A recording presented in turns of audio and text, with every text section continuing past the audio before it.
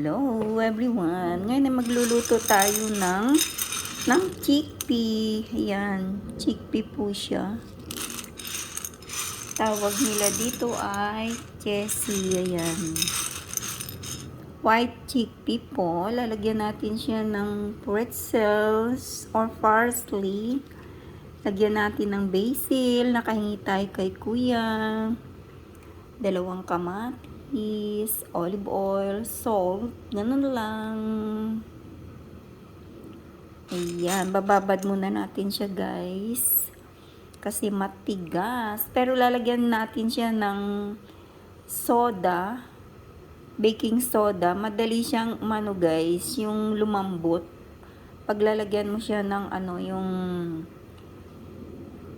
bicarbonato soda, madali siyang lumambot. Ayan. 20 minutes lang, malambot na siya. Ayan, malapit na siyang maluto. Ngayon, nilalagyan natin siya ng mga other ingredients. Yung basil, ayan.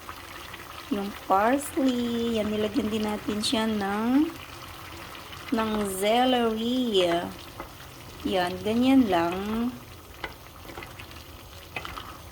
Yung nito, mga konting ganyan, bi-blender natin.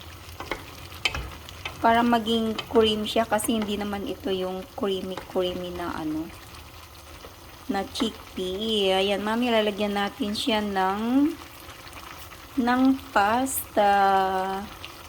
Ayan, malapit na siyang maluto, guys. Ayan, lagyan natin ng salt. Konting sugar.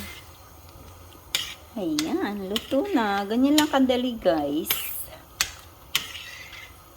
Ayan, sarap. Masarap to guys pag lagay sa pasta. Masarap po siya. Ito po ay sa tawag nito sa Spanish or sa atin ay garbanzos. Ayan. Sa English naman ay chickpea. Sa kanila naman ay, dito naman sa Italy ay Jessie. Yan. Luto na. Kakain na tayo. Yummy, yummy. Till next video. Thank you.